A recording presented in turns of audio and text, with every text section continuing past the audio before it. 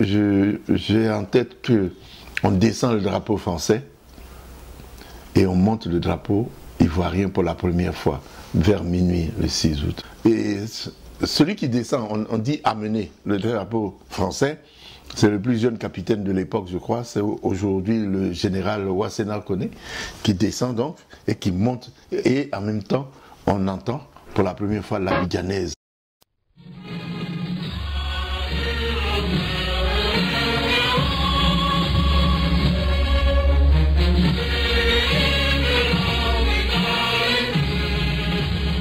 C'est tout un matin, on nous ramasse et puis on nous emmène au bout du pont Félix Houphouët-Boigny, côté Treichville. On nous aligne et puis le défilé commence. En 1960, on est en 1960, il n'y avait que la radio et puis un journal qu'on appelait Abidjan Matin. Le 7 août 1963, il y a la télévision qui va venir en Côte d'Ivoire. Comme il n'y avait pas la télé, on avait créé des halls d'information. Alors c'est là-bas, tout naturellement, qu'on a décidé de placer un poste public de télévision. Alors le 7 août, c'est prévu pour 19h15, de 19h à 19h14. La musique baisse, l'image disparaît. On joue l'abidjanaise sur une image, sur un fond d'image de drapeau, mais c'est en noir et blanc. Mais on s'en fout. On voit une image qui bouge, les drapeaux qui claquent, etc.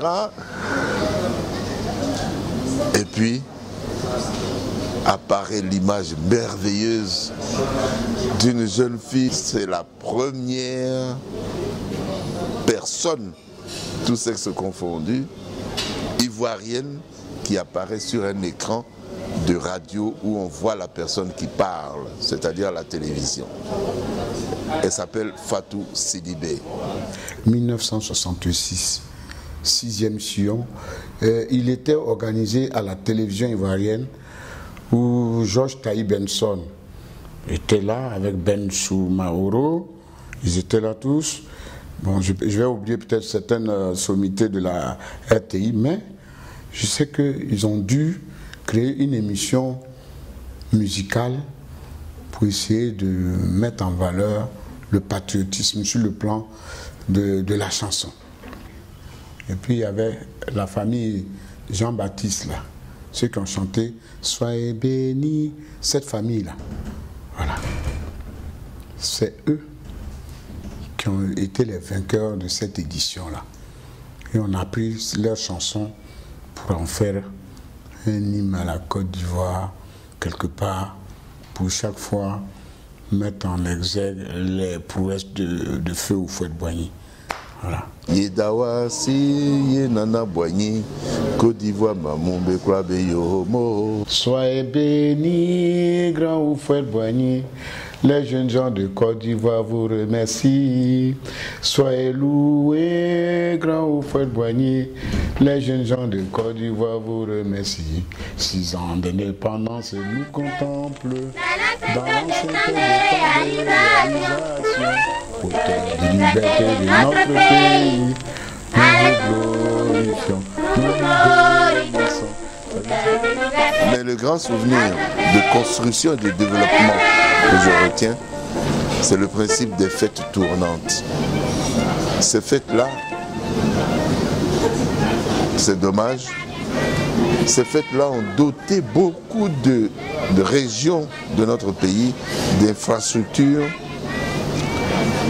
que malheureusement encore, péché mignon des Ivoiriens, nous savons poser les premières pierres, nous savons inaugurer, mais nous ne savons pas entretenir. Après 66, il y a eu l'époque de la musique des jeunes, les yéyés. Et les fers de lance de cette époque-là, de cette musique-là, il y avait Reggie Ped, de Gims Music, il y avait Gimme Hyacinthe, de Guinaru, il y avait Baïs Pinto, de New System Pop, il y avait Justine Lenas, de Soul Guise, J'ai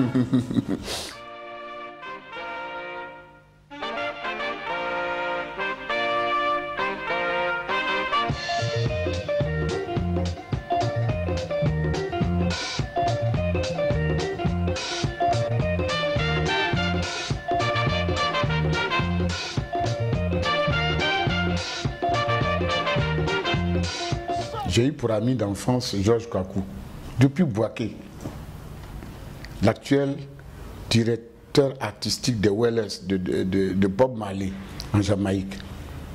C'est moi qui l'ai enlevé à Takoradi. Il est venu ici, c'est un petit organisme. Et Alpha, il est venu chez moi à la maison avec Alpha. Et Georges Kwaku, il venait chez moi à la maison dans mon petit salon là pour s'entraîner.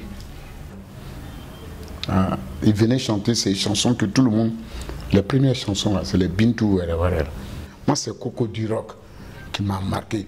Tu sens le groupe de Bob Marley parce que c'est avec les Wailers qu'il a fait Coco du Rock. Tu sens toute la rythmique que Alpha voulait.